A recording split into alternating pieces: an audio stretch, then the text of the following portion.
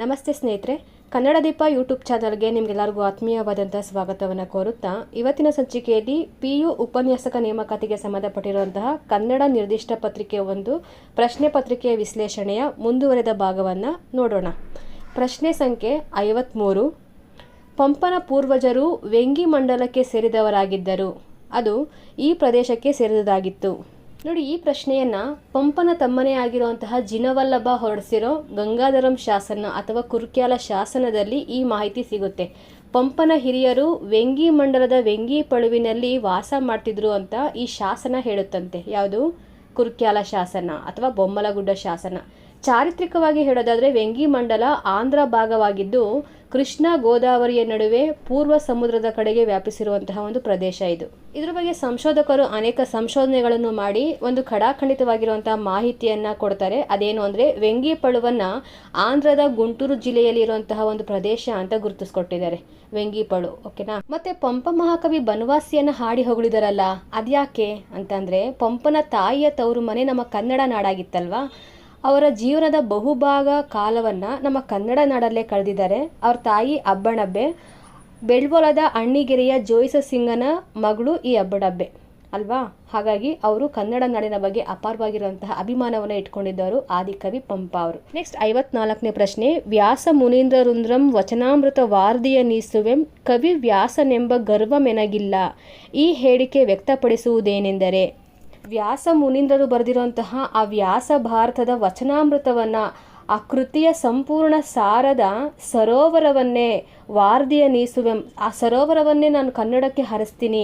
ಆದರೆ ನಾನು ವ್ಯಾಸ ಮಹರ್ಷಿ ಅಂತ ಗರ್ವ ನನಗಿಲ್ಲ, ನಾನು ಕೂಡ ಕನ್ನಡದಲ್ಲಿ ಒಬ್ಬ ವ್ಯಾಸ ಮಹರ್ಷಿ ಆಗಬಲ್ಲೆ ಅಂತ ಗರ್ವ ನನಗಿಲ್ಲ ಅಂತ ಹೇಳ್ಕೊತಾರೆ ಪಂಪ ಮಹಾಕವಿ. ಇದು ಪಂಪನಿಗೆ ವ್ಯಾಸನಲ್ಲಿರುವಂತಹ ವಿನಯ ಮತ್ತು ವಿಧೇಯತೆಯನ್ನು ತೋರಿಸುತ್ತೆ, ಯಾವುದೇ ಗರ್ವ ಇಲ್ಲ. ಹಾಗೆ ಅವರ ಕವಿತಾ ಪ್ರೌಢಿಮೆಯನ್ನು ನಾವು ಕಾಣ್ಬೋದು ಈ ಒಂದು ಮಾತಿನ ಮೂಲಕ. ಈ ಒಂದು ಮಾತು ಉಲ್ಲೇಖ ಆಗಿರುವಂಥದ್ದು ಪಂಪ ಭಾರತ ಕೃತಿಯಲ್ಲಿ. ನೆಕ್ಸ್ಟ್ 55ನೇ ಪ್ರಶ್ನೆ. ಪುರುದೇವನ ಮೊದಲ ಮತ್ತು ಕೊನೆಯ ಭವಾವಳಿಗಳನ್ನು ಗುರುತಿಸಿ ಅಂತ ಇದೆ.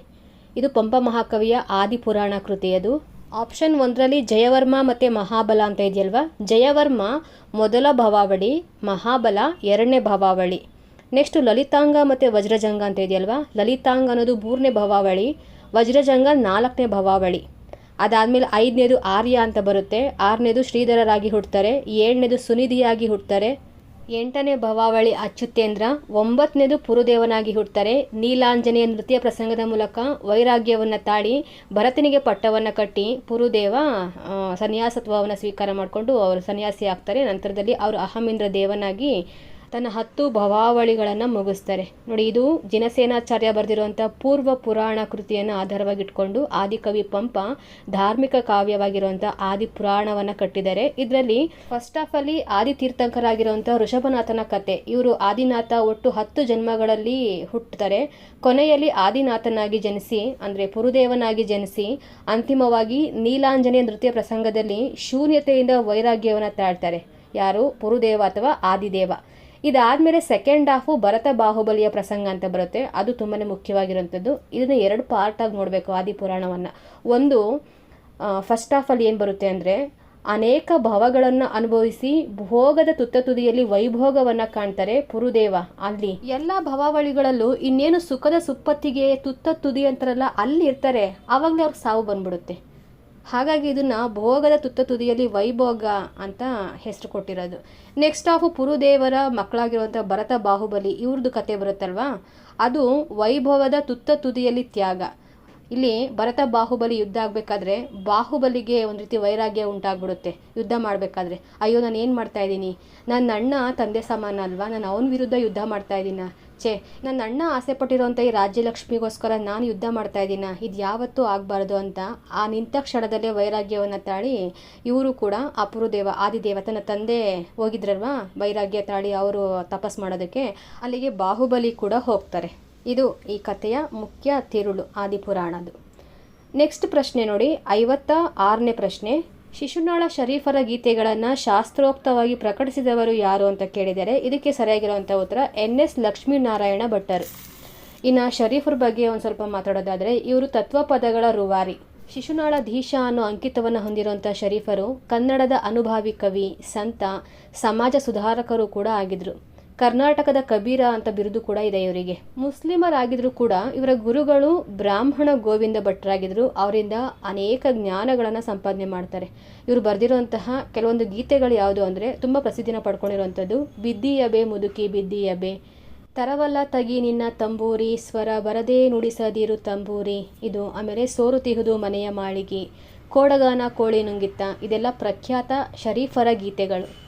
ನೆಕ್ಸ್ಟ್ 57ನೇ ಪ್ರಶ್ನೆ, ವಿಷವೈದ್ಯವನ್ನು ವಿವರವಾಗಿ ನಿರೂಪಿಸುವಂತಹ ಗ್ರಂಥ ಯಾವುದು ಅಂತ ಇದೆ. ಈ ಪ್ರಶ್ನೆಗೆ ಸರಿಯಾಗಿರುವಂತಹ ಉತ್ತರ 2ನೇ ಮಂಗರಸ ಬರೆದಿರುವಂತಹ ವೈದ್ಯಕೀಯ ಗ್ರಂಥ ಅಂತ ಕರೆಸ್ಕೊಂಡಿರೋ ಖಗೇಂದ್ರ ಮಣಿ ದರ್ಪಣ. ಇದು ವಿಷ ಚಿಕಿತ್ಸೆಯ ಕುರಿತಾಗಿರುವಂತಹ ಗ್ರಂಥ ಅನ್ನೋ ಹೆಗ್ಗಳಿಕೆಗೆ ಪಾತ್ರ ಆಗಿದೆ. 2ನೇ ಮಂಗರಸನ ಖಗೇಂದ್ರ ಮಣಿ ದರ್ಪಣ. ಮಿಕ್ಕಿರುವಂಥ ಆಪ್ಷನ್ಸ್ಗಳನ್ನ ನೋಡಿ. ಜಾತಕ ತಿಲಕ, ಶ್ರೀಧರಾಚಾರ್ಯ ಅವರು ಬರೆದಿರುವಂತಹ ಜ್ಯೋತಿಷ್ಯ ಶಾಸ್ತ್ರ ಗ್ರಂಥ ಇದು ಜಾತಕ ತಿಲಕ. ಇದು ಕನ್ನಡದ ಮೊದಲ ಜ್ಯೋತಿಷ್ಯ ಗ್ರಂಥ ಅನ್ನೋ ಹೆಗ್ಗಳಿಕೆಗೆ ಪಾತ್ರ ಆಗಿದೆ. ಇದರಲ್ಲಿ ಜ್ಯೋತಿಷ್ಯ ಜಾತಕದ ಕುರಿತಾಗಿರುವಂತಹ ಮಾಹಿತಿಯನ್ನು ಒಳಗೊಂಡಿದೆ. ನೆಕ್ಸ್ಟು ಲೋಕೋಪಕಾರ ಅಂತ ಇದೆಯಲ್ವಾ, ಇದು ಚಾವುಂಡರಾಯ 2ನೇ ಚಾವುಂಡರಾಯ ಬರೆದಿರುವಂಥದ್ದು ವೈಜ್ಞಾನಿಕ ಶಾಸ್ತ್ರ ಗ್ರಂಥ. ಇದರಲ್ಲಿ ಯಾವ್ಯಾವ ವಿಷಯಗಳಿದೆ ಅಂತಂದರೆ ಜ್ಯೋತಿಷ್ಯ, ಪಂಚಾಂಗ, ವಾಸ್ತುಶಿಲ್ಪ, ಕೃಷಿ, ಈ ಥರ ದೈನಂದಿನ ಜೀವನದ ವಿವಿಧ ಆಯಾಮಗಳನ್ನು ಕುರಿತಾಗಿರುವಂಥ ವಿಷಯಗಳೆಲ್ಲವನ್ನು ಈ ಚಾವುಂಡರಾಯ ಕವಿ ಬರೆದಿರುವಂತಹ ವೈಜ್ಞಾನಿಕ ಶಾಸ್ತ್ರ ಗ್ರಂಥದಲ್ಲಿ ಅಡಕಾಗಿದೆ. ಇನ್ನೊಂದು ಆಪ್ಷನ್ನು ವಿಷವೈದ್ಯ ಸಾಹಿತ್ಯ ಅಂತ ಇದೆಯಲ್ವಾ, ಇದು ಆಯುರ್ವೇದದಲ್ಲಿ ಬರುವಂಥ ಒಂದು ಶಾಖೆ ಅಷ್ಟೇ, ಇದು ಯಾವುದೇ ಕೃತಿ ಅಲ್ಲ. ನೆಕ್ಸ್ಟ್ 58ನೇ ಪ್ರಶ್ನೆ, ಗೋರಕ್ಷಾ ಪ್ರಸಂಗವನ್ನು ಒಳಗೊಂಡಿರುವಂಥ ಕೃತಿ ಯಾವುದು ಅಂತ ಕೇಳಿದರೆ, ಗೋರಕ್ಷಾ ಮತ್ತು ಅಲ್ಲಮ್ಮ ಪ್ರಭುವಿನ ನಡುವೆ ನಡೆಯುವಂಥ ಒಂದು ಸಂಭಾಷಣೆಯನ್ನು ಚಾಮರಸ ಕವಿ ಪ್ರಭುಲಿಂಗ ಲೀಲೆಯಲ್ಲಿ ವರ್ಣಿಸಿದ್ದಾರೆ. ಹಾಗಾಗಿ ಉತ್ತರ ಆಪ್ಷನ್ ಡಿ. ಇನ್ನು ಗಿರಿಜಾ ಕಲ್ಯಾಣ ಬರೆದಿದ್ದು ಹರಿಹರ ಕವಿ, ಶರಭ ಚಾರಿತ್ರ ಬರೆದಿದ್ದು ರಾಘವಾಂಕ ಕವಿ. ಸೃಷ್ಟಿಯ ವಚನಗಳು ಅಂತ ಇದೆಯಲ್ವಾ, ಇದೇನು ಒಂದು ಕೃತಿ ಅಲ್ಲ, ಆದರೆ ವಚನಕಾರರು ಪ್ರಕೃತಿಯ ಬಗ್ಗೆ ವರ್ಣನೆ ಮಾಡಿ ಬರೆದಿರುವಂತಹ ವಚನಗಳನ್ನು ಈ ಗುಂಪಿಗೆ ಸೇರಿಸ್ತೀವಿ, ಸೃಷ್ಟಿಯ ವಚನಗಳು ಅಂತ. ನೆಕ್ಸ್ಟ್ 59ನೇ ಪ್ರಶ್ನೆ, ಕಾಡುತ್ತಿದೆ ಭೂತಕಾಲದ ಭ್ರೂಣಗೂಡಗಳು ಸಾಲು ಈ ಕವಿಯದು ಅಂತ ಇದೆ. ನೋಡಿ, ಇದು ಅಡಿಗರ ಆಯ್ದ ಕವನಗಳಾಗಿರುವಂತಹ ಕವನ ಸಂಕಲನದಲ್ಲಿ ಭೂತ ಅಂತ ಒಂದು ಕವನ ಬರುತ್ತೆ. ಆ ಕವನದ ಪ್ರಥಮ ಸಾಲು ಇದು. ಕಾಡುತ್ತಿದೆ ಭೂತಕಾಲದ ಭ್ರೂಣಗೂಡಗಳು, ಹುಗಿದ ಹಳಬಾವಿಯೊಳ ಕತ್ತಲ ಹಳಸು ಗಾಳಿ, ಅಂಬೆಗಾಲಿಟ್ಟು ತಲೆ ಕೆಳಗು ತೆವಳುತ್ತೇರಿ, ಅಳ್ಳಳ್ಳಾಯಿ ಜಪಿಸುವ ಬಿಸಿಲ ಕೋಲಿಗೆಗರಿ, ತೆಕ್ಕಾಮುಕ್ಕಿ ಹಾಯುತ್ತಿದೆ ತುಳಸಿ ವೃಂದಾವನವ ಹೊದರಿಗೂ. ಇದು ಅಡಿಗರು ಭೂತ ಶೀರ್ಷಿಕೆಯಲ್ಲಿ ಬರೆದಿರುವಂತಹ ಒಂದು ಕವನದ ಪ್ರಥಮ ಸ್ಟಾನ್ಸ, ಒಂದು ಪಲ್ಲವಿ ಇದು. ನಾನು ಹಳೆ ಪೇಪರ್ಗಳನ್ನ ರೆಫರ್ ಮಾಡಿರೋ ಪ್ರಕಾರ ಅಡಿಗರ್ದು ಒಂದು ಪ್ರಸಿದ್ಧವಾಗಿರುವಂತಹ 2 ಸಾಲು ಬರುತ್ತೆ. ಭೂಮಿಗೀತ ಕವನದ್ದು, ಹೆಳವನ ಹೆಗಲ ಮೇಲೆ ಕುರುಡ ಕೂತಿದ್ದಾನೆ, ದಾರಿ ಸಾಗುವುದೆಂತೋ ನೋಡಬೇಕು. ಇದು ಯಾರ ಕವನ ಸಂಕಲನದ ಒಂದು ಸಾಲುಗಳು ಅಂತ ಕೇಳಿದ್ದಾರೆ. ತುಂಬ ಸಲ ಪ್ರಶ್ನೆ ಆಗಿದೆ ಇದು, ಮತ್ತು ಇವಾಗ ಕೊಟ್ಟಿರುವಂಥದ್ದು ಪ್ರಶ್ನೆ ಆಗಿದೆ. ಇವೆರಡು ತುಂಬ ಪ್ರಮುಖವಾಗಿರುವಂಥ ಸಾಲುಗಳು. ಓಕೆನಾ. ನೆಕ್ಸ್ಟ್ 60ನೇ ಪ್ರಶ್ನೆ, ಬಯಲು ಸೀಮೆಯ ಜಾನಪದ ಗೀತೆಗಳು ಕೃತಿಯ ಸಂಪಾದಕರು ಯಾರು? ಈ ಪ್ರಶ್ನೆಗೆ ಸರಿಯಾಗಿರುವಂಥ ಉತ್ತರ ಆಪ್ಷನ್ ಎ ಡಿ ಲಿಂಗಯ್ಯ. ಮಿಕ್ಕಿರುವಂಥ ಆಪ್ಷನ್ಸ್ಗಳನ್ನ ನೋಡಿ. ಸೋಮಶೇಖರ ಇಮ್ರಾಪುರ ಅಂತ ಇದೆಯಲ್ವಾ, ಇವರು ಜಾನಪದ ವ್ಯಾಸಂಗ, ಜಾನಪದ ಮಹಾಭಾರತ, 1000 ಒಗಟುಗಳು ಅಂತ ಜಾನಪದ ಸಾಹಿತ್ಯಕ್ಕೆ ಸಂಬಂಧಪಟ್ಟಂತೆ ಕೃತಿಗಳನ್ನ ಬರೆದಿದ್ದಾರೆ. ಇನ್ನು ಸಿಂಪಿ ಲಿಂಗಣ್ಣ, ಇವರು ಗರತಿಯ ಹಾಡು, ಜನಾಂಗ ಜೀವಾಳ ಅಂತ ಬರೆದಿದ್ದಾರೆ. ಇನ್ನೂ ಹೆಚ್ಚಿನದಾಗಿ ಬರೆದಿದ್ದಾರೆ, ನಾನು ಪ್ರಮುಖವಾಗಿರುವಂಥದ್ದು ಹೆಸರಿಸ್ತಾ ಇದ್ದೀನಿ. ನೆಕ್ಸ್ಟ್ ಹಾಮ ನಾಯಕ್ ಅಂತಿದೆಯಲ್ವಾ, ಇವ್ರದ್ದು ಒಂದು ಪ್ರಸಿದ್ಧ ವಾಕ್ಯ ಬರುತ್ತೆ. ಕನ್ನಡ ನನ್ನ ಮೊದಲ ಪ್ರೀತಿ ಹಾಗೂ 2ನೇ ಪ್ರೀತಿಯೂ ಅದೇ ಅಂತ ಹೇಳ್ತಾರೆ. ಆ ರೀತಿ ಹೇಳೋ ಮೂಲಕ ಕನ್ನಡವನ್ನು ಕಟ್ಟುವಂಥ ಕೆಲಸವನ್ನು ಮಾಡಿದ್ದು ಯಾರು ಅಂತ ಪ್ರಶ್ನೆ ಆದರೆ ಅದು ಹಾಮ ನಾಯಕ ಅವ್ರದ್ದು. ಇವರು ಜಾನಪದ ಸಾಹಿತ್ಯದಲ್ಲೂ ಕೂಡ ತುಂಬಾ ಕೆಲಸವನ್ನು ಮಾಡಿದ್ದಾರೆ, ತುಂಬ ಕೃತಿಗಳನ್ನು ಕೂಡ ಕೊಡುಗೆಯಾಗಿ ಕೊಟ್ಟಿದ್ದಾರೆ. ಪ್ರಮುಖವಾಗಿರುವಂಥ ಕೃತಿ ಜಾನಪದ ಸ್ವರೂಪ. ನೆಕ್ಸ್ಟ್ 61ನೇ ಪ್ರಶ್ನೆ, ಪುರಾಣ ಎಂಬುದು ಪುಂಡರ ಗೋಷ್ಠಿ, ಆಗಮಗಳು ಅತ್ತಣದ ನುಡಿ, ಇದು ಯಾರ ವಚನದ ಸಾಲು ಅಂತ ಕೇಳಿದರೆ ಇದಕ್ಕೆ ಸರಿಯಾಗಿರುವಂಥ ಉತ್ತರ ಅಲ್ಲಮ್ಮ ಪ್ರಭು. ಗುಹೇಶ್ವರ ಅನ್ನೋ ಅಂಕಿತದೊಂದಿಗೆ ವಚನವನ್ನು ಬರೀತಾ ಇದ್ರು.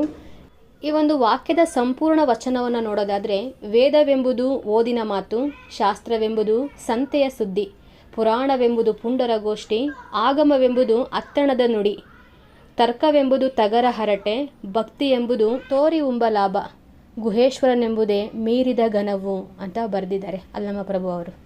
ನೆಕ್ಸ್ಟ್ 62ನೇ ಪ್ರಶ್ನೆ, ಭಸ್ಮವ ಹೂಸಿ ಬತ್ತಲೆ ಇದ್ದರೇನು ಬ್ರಹ್ಮಚಾರಿಯೇ, ಇದು ಯಾರ ವಚನದ ಸಾಲು? ಇದು ಕೂಡ ಅಲ್ಲಮ ಪ್ರಭುವಿನ ವಚನದ ಸಾಲಾಗಿರುತ್ತೆ. ಆ ವಚನ ಹೀಗಿದೆ ಸಂಪೂರ್ಣವಾಗಿ: ಭಸ್ಮವ ಹೂಸಿ ಬತ್ತಲೆ ಇದ್ದರೇನು ಬ್ರಹ್ಮಚಾರಿಯೇ, ಅಶನವನುಂಡು ವ್ಯಸನವ ಮರೆದಡೇನು ಬ್ರಹ್ಮಚಾರಿಯೇ, ಭಾವ ಬತ್ತಲೆ ಇರ್ದು ಮನ ದಿಗಂಬರವಾಗಿರ್ದಡೆ ಅದು ಸಹಜ ನಿರ್ವಾಣವು ಕಾಣ ಗುಹೇಶ್ವರ ಅಂತ ಬರೆದಿದ್ದಾರೆ. ನೆಕ್ಸ್ಟ್ 63ನೇ ಪ್ರಶ್ನೆ, ಇದು ನಿರಂಜನ ಕೃತಿ. ನಿರಂಜನ ಅವರು ಬರೆದಿರುವಂಥ ಕೃತಿ ಯಾವುದು ಅಂತ ಗುರುತಿಸಬೇಕು. ನರಗುಂದದ ಬಂಡಾಯ, ಬಿತ್ತಿದ್ದೇ ಬೇವು, ರಂಗಮ್ಮನ ವಠಾರ, ಪ್ರೇಮ ಭಿಕ್ಷು.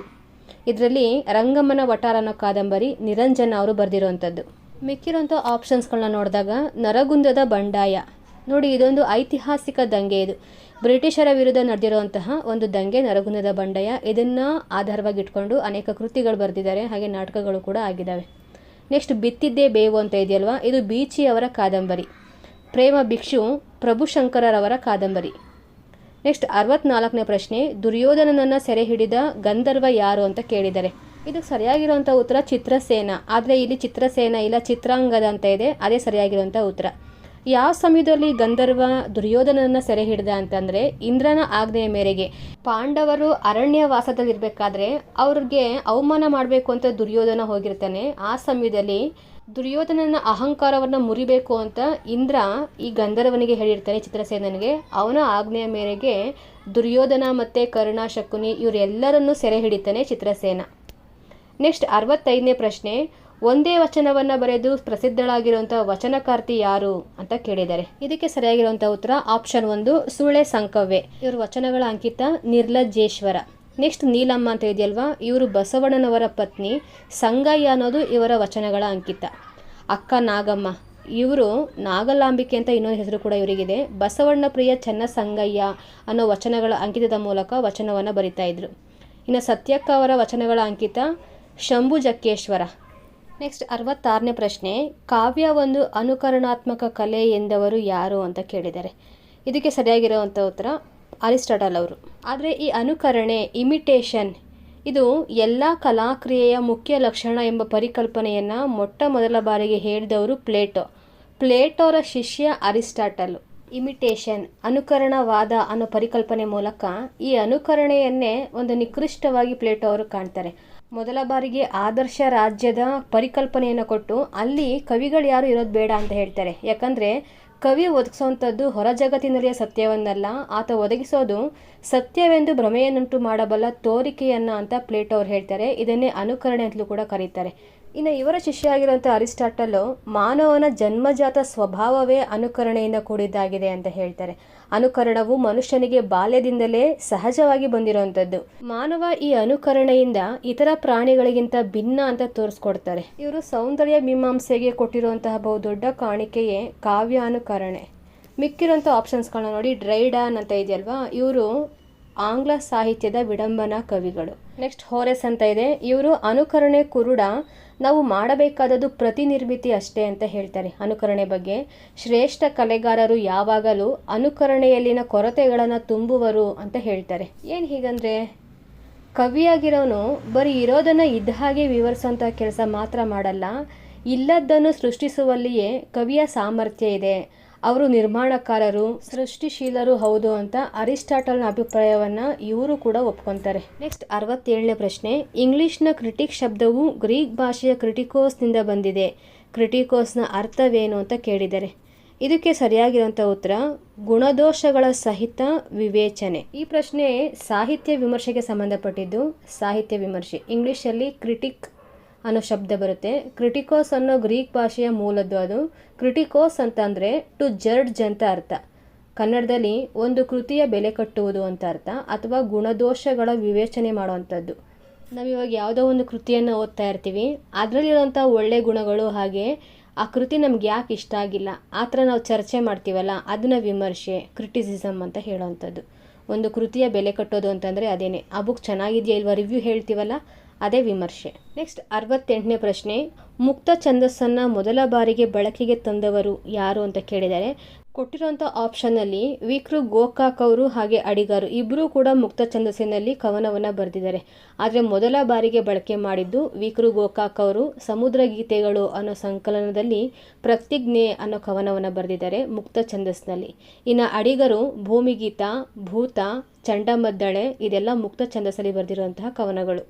ಪೂತಿನ ಅವರು ಗೀತ ನಾಟಕಗಳಿಗೆ ಪ್ರಸಿದ್ಧಿ ಅಲ್ವಾ, ಅಹಲ್ಯ ಮತ್ತು ಶಬರಿ ಇತ್ಯಾದಿ ಅವ್ರದ್ದು ಗೀತ ನಾಟಕಗಳು. ಇನ್ನು BM ಶ್ರೀ ಅವರು ನವೋದಯದ ಹರಿಕಾರ, ನೆಕ್ಸ್ಟ್ 69ನೇ ಪ್ರಶ್ನೆ, ಕರ್ನಾಟಕದ ವೀರಗಲ್ಲುಗಳು ಈ ಕೃತಿ ಬರೆದವರು ಯಾರು ಅಂತ ಕೇಳಿದ್ದಾರೆ. ಇದಕ್ಕೆ ಸರಿಯಾಗಿರುವಂಥ ಉತ್ತರ ಆರ್ ಶೇಷಶಾಸ್ತ್ರಿ.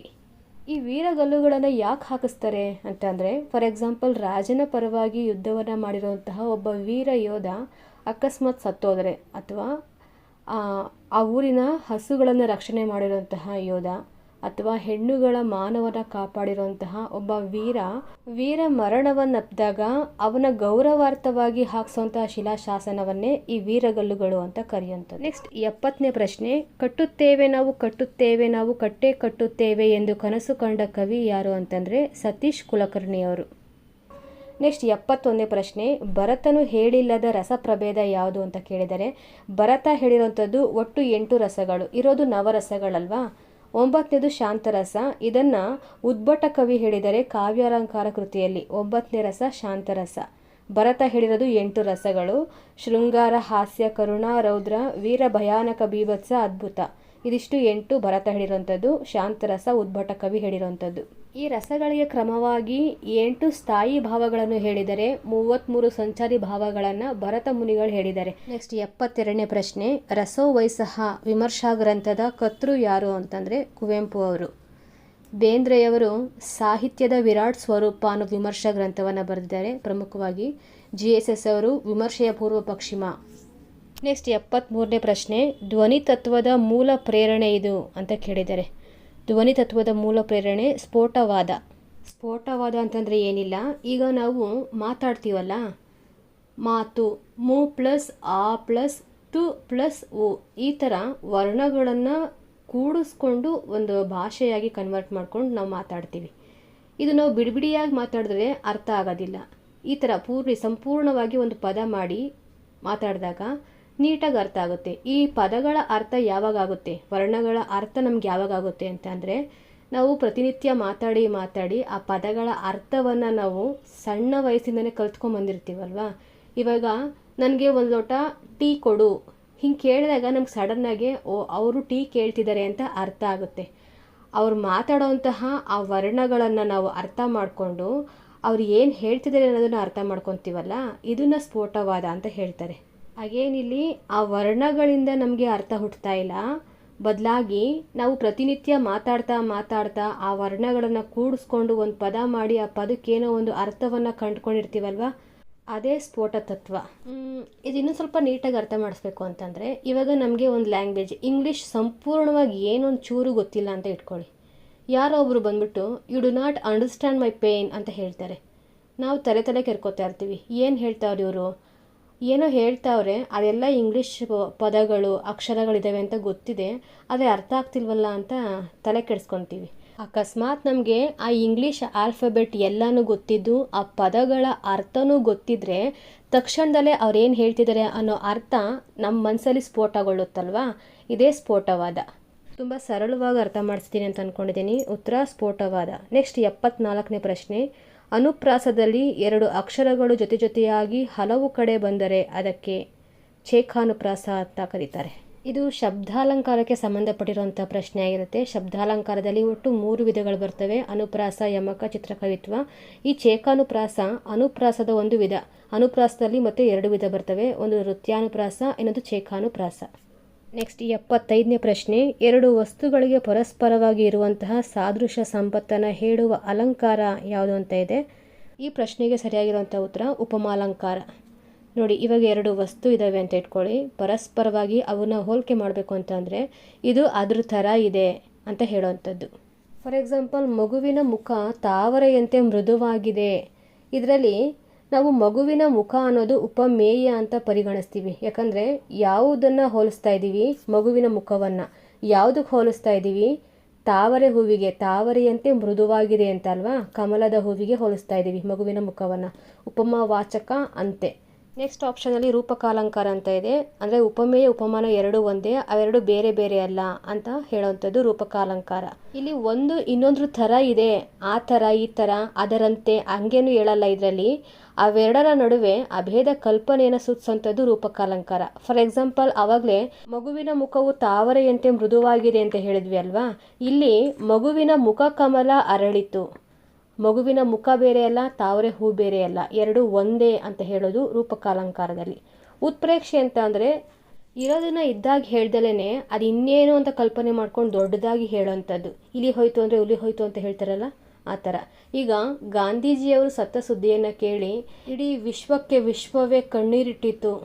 ಇದು ಎಷ್ಟು ಸರಿಯಾಗಿರೋಂಥ ವಾಕ್ಯ. ಇದು ಉತ್ಪ್ರೇಕ್ಷೆ ಅಲ್ವಾ? ಯಾಕಂದರೆ ಇಡೀ ವಿಶ್ವಕ್ಕೆ ನಮ್ಮ ಗಾಂಧೀಜಿಯವರು ಗೊತ್ತಿದ್ದಾರೆ, ಹಾಗಂತ ಎಲ್ಲರೂ ಕಣ್ಣೀರು ಹಾಕೋದಿಲ್ಲ.